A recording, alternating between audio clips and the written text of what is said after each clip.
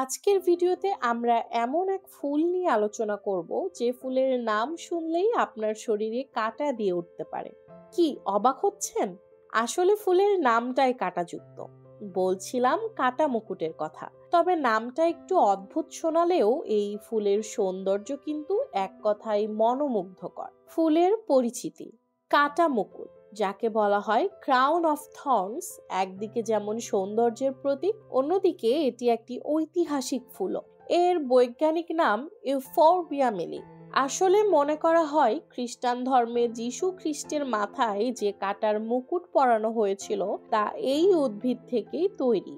ফুলের বৈশিষ্ট্য: এই উদ্ভিদের প্রধান বৈশিষ্ট্য হলো এর কাঁটাযুক্ত ডাল এবং উজ্জ্বল রঙের ফুল।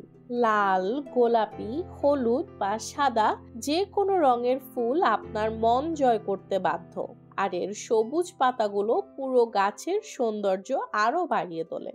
যত্নের পরামর্শ: আপনারা জানেন কি কাঁটা মুকুট ফুলের যত্ন নেওয়া খুবই সহজ।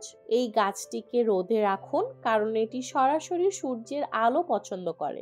মাটি শুকিয়ে গেলে তবেই পানি দিন।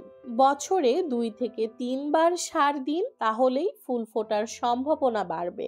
আর হ্যাঁ, শীতকালে ঠান্ডা থেকে গাছটিকে রক্ষা করতে ভুলবেন না। সতর্কতা ও ব্যবহার: তবে একটা বিষয় মনে রাখতে হবে, এই গাছের ডালপালা থেকে সাদা রস বের হয়, যা ত্বকের জন্য একটু ক্ষতিকারক হতে পারে, তাই কাজ করার সময় সতর্ক থাকুন।